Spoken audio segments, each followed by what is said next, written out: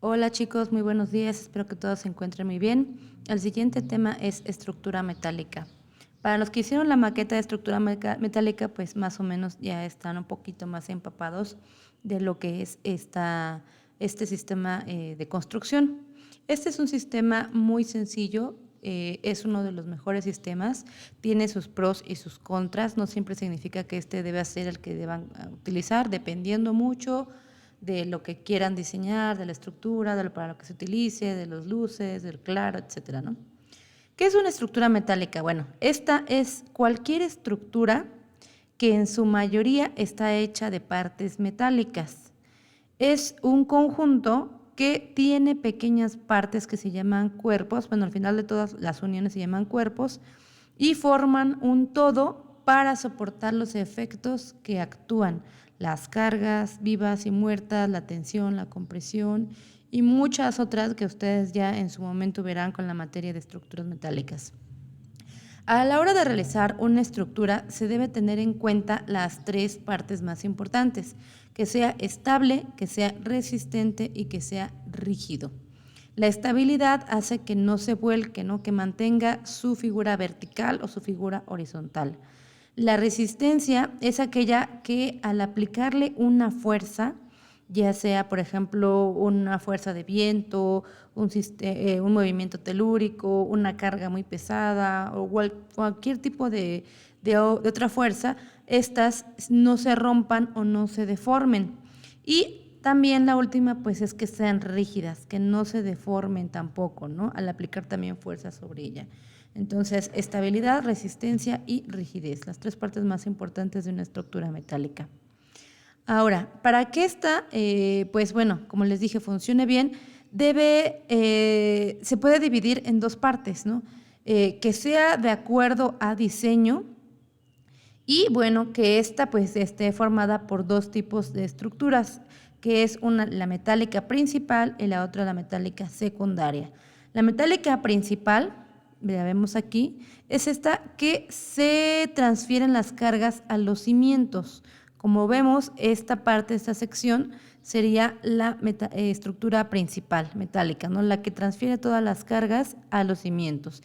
Y esta es especialmente pues la parte más importante para que no se deforme, ¿no? Ya que si esto se deforma, deforma toda la estructura. Y la estructura metálica secundaria son todas las partes de la fachada, de la cubierta, del entrepiso, que forman parte de la estructura, pero estas les dan rigidez o estabilidad, que en este caso, en esta fotografía, vendrían siendo estas partes del medio, ¿no? Como estas soleras o PTRs, no se alcanzan a ver. Entonces, estructura principal y estructura secundaria. Ahora, hay ventajas y desventajas al utilizarlo. Las ventajas es que el acero pues obviamente nos da mucha resistencia. Tiene un límite muy elevado a la elasticidad, sobre todo para cargas muertas o menores. Esto se ocupa mucho, por ejemplo, en puentes peatonales, en puentes vehiculares. Que tenga esta alta resistencia al ser elástico, pues bueno, ayuda mucho a que los puentes, por ejemplo, pues no se caigan, ¿no? También tiene una ventaja del equilibrio. Estas propiedades, por ejemplo, del acero no cambian con el tiempo o no cambian mucho con el tiempo, ¿no? Pueden pasar 50 años y tener la misma resistencia o por lo menos muy similar. Obviamente, pues hay que darle mantenimiento a la estructura, ¿no? Por esto se ocupa mucho en las construcciones, porque una construcción metal puede durar muchísimo, muchísimo tiempo. Otra propiedad también es la elasticidad, como les había dicho, pues puede soportar cierto tipo de deformaciones sin romperse. Entonces puede a lo mejor pandearse un poco, pero no se fisura como el concreto, ¿no? El concreto hemos visto en imágenes, o el pavimento incluso, ¿no? Que se fisura con el peso, con las cargas o con los movimientos, y el acero no. Este se puede estirar un poquito o deformarse, ¿no? Pero no se va a fracturar. La durabilidad, pues bueno, como les dije, estas estructuras pueden durar muchísimo tiempo, siempre y cuando pues se le dé mantenimiento, sobre todo en lugares donde hay mucha humedad. Ya saben que el peor enemigo del acero pues es la humedad, es el agua, ¿no?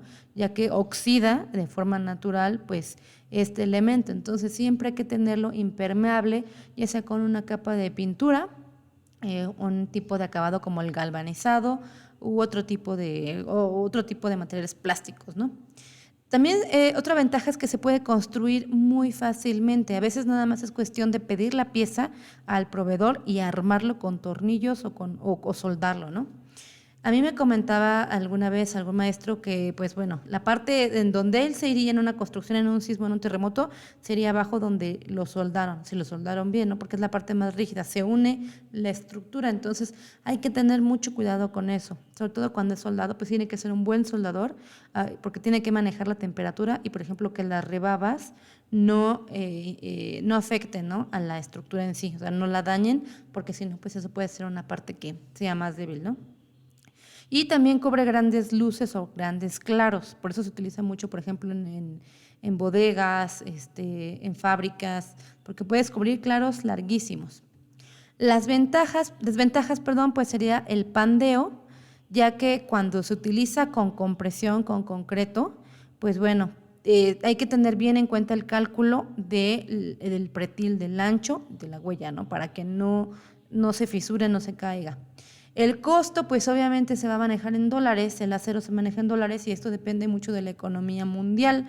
Así como un día puede estar en 11,000 pesos, el otro día puede estar en 15,000 o 20,000. Lo mismo pasa con la varilla y con todo el acero. Varía el precio de acuerdo pues a nuestro sistema financiero. Entonces, la mayoría de los proveedores compran en época de lluvia, cuando es un poco más económico el material y luego pues lo revenden, ¿no? O también los mismos proveedores ya hacen su cotización y lo compran en estas fechas, que es cuando baja un poquito más este material. El mantenimiento, pues sí, como les dije, el peor enemigo de la oxidación, ¿no? Sobre todo cuando estamos en lugares cerca del agua, playas, la sal, ¿no? También la sal afecta muchísimo al acero, entonces hay que darle mantenimiento. Ahora, dentro de la estructura metálica, pues hay las partes más importantes, se les llaman perfiles, y estos son materiales a partir de la obtención del laminado, ya sea de forma caliente o de forma fría. Lo de forma caliente, pues también se le llama rolado, ¿no? Aquí tenemos una norma, bueno, más bien muchas normas, de acuerdo a la Cámara Mexicana de la Industria de la Construcción, con estas siglas CMIC. Y esta Cámara maneja muchísimas normas para prever que el acero cumpla con la resistencia adecuada, con la fabricación, con procesos de calidad, de construcción. Entonces, aguas aquí, cuando más adelante vayan a hacer su residencia profesional, prácticas profesionales y estén en su vida laboral, hay libros que les voy a decir más adelante que son como su Biblia, ¿no? Que tienen que saberlas utilizar cuando se hace el cálculo estructural. Y bueno, pues en México se utilizan normalmente estas, de acuerdo a la Cámara, ¿no? Estas nomenclaturas. Y pues aquí vienen muchos, aquí les puse pocos, ¿no? Perfiles IPR, perfiles IPS, canales U, solera, redondo, cuadrado, ¿no? Aquí, por ejemplo, tenemos la viga I, canaletas, ángulos, que son como en 90 grados, por ejemplo, aquí, las Ts, las Cs, y hay infinidad de estas, ¿no? Esto pues obviamente depende mucho del diseño. Ya cuando se dediquen más o menos, si es que quieren hacer eso, a cálculo pues en estructura, tienen que saber todas estas figuras y formas y para qué sirve cada una de estas o cómo pueden sacarle mejor ventaja, ¿no? Ahí está, por ejemplo, la viga I, que es la más utilizada, por ejemplo, para grandes claros, los tubos, los pentágonos, los ángulos, las varillas, las canaletas, bueno, todo lo que les dije.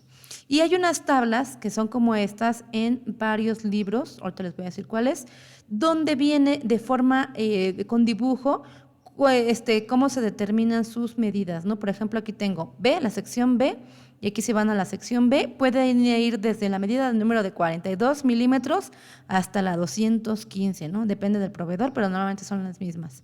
Por ejemplo, en la sección E, vendría siendo esta que está aquí, esta chiquita que está aquí, y la buscan en la tabla del E y estas son las medidas que tienen. Ahora, esta tabla es muy específica de acuerdo a estas medidas porque esto les va a servir enormemente para el cálculo. Para el cálculo, por ejemplo, también para el armado. En algún momento cuando yo llegué a hacer torres de telecomunicación, eran indispensables estas medidas para que mi torre embonara. Es como un rompecabezas que tienen que embonar desde la parte de abajo hasta la parte de arriba para que todo cierre y concuerde. Entonces, estas medidas son importantísimas para el diseño estructural, no solamente para el cálculo, sino para el diseño, ¿no? Entonces, vienen todas estas tablas de todas estas medidas que están aquí. Ahora, ¿en dónde las pueden encontrar? Pues en diferentes libros. Yo, el que he visto que han utilizado más, yo lo utilizaba para diseño. Me pasaban, por ejemplo, que tenía que diseñar una torre de telecomunicación con tal ángulo, entonces iba a este libro, al manual de construcción del acero, checaba la página en donde tenía que checar el perfil y empezaba a hacer sobre eso el diseño, ¿no? Hay muchos libros, esos para mí como que serían los más importantes. Obviamente pues yo no me dediqué tanto tiempo a la estructura metálica, estuve como 2 años máximo trabajando en eso, pero sí me di una idea, ¿no? De todo lo que conlleva estos libros y lo que viene ahí de la información tan importante que ustedes necesitan si se quieren dedicar a esto, ¿no? Como ingenieros civiles sí es importante que tengan una muy buena idea de cómo es más o menos el cálculo y ya cuando se dediquen o se especialicen en algo, pues sí tienen que manejar todos estos libros, ¿no? O más, ya que van saliendo. Además, pues se van haciendo nuevas modificaciones, ¿no? Por ejemplo, aquí pues es en la 5ª edición, ahorita a lo mejor ya viene una 6ª, ¿no? Y bueno, pues también es importante que sepan que pues hay personas que se dedican a armarlas específicamente, se les llaman montadores, y estos montadores, bueno, pues les pagan una la nota por poder hacer esto, sobre todo cuando estamos hablando de trabajos de alto riesgo, ¿no? Ellos, por ejemplo, son los que hacen las construcciones, los embalajes, el ensamblaje en los altos niveles. Entonces a ellos pues sí les pagan muy buen dinero por esto, ¿no? Y ustedes como ingenieros civiles pues tienen que supervisar que eso esté muy bien diseñado. Por ejemplo, aquí en este caso de este soldador, pues sí tiene que tener una muy buena soldadura, ¿no? Excelente para que pueda esto soportar el peso que tiene que hacerlo. Y esto, por ejemplo, aquí pues son tornillos que los ensamblan también, a veces los soldan al final, a veces no. Y bueno, todo esto lo tienen que checar, lo tienen que saber.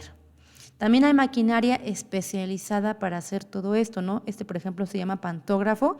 Este sí lo manejé en mucho tiempo, donde desde mi computadora yo manejaba las medidas que tenía que hacer. No solamente es manejar, me hace que manejar un programa, hay que checar, por ejemplo, el grosor por ejemplo, si es de plasma o si es de agua, qué tipo de cortadora es, la dobladora, la prensadora. Bueno, hay infinidad de maquinaria obviamente muy costosa que manejan, ¿no? Por eso, bueno, por eso es más caro, ¿no?, este tipo de materiales. Ahora, pues, voy a cortar aquí el video para poder seguirle porque ya son 12 minutos.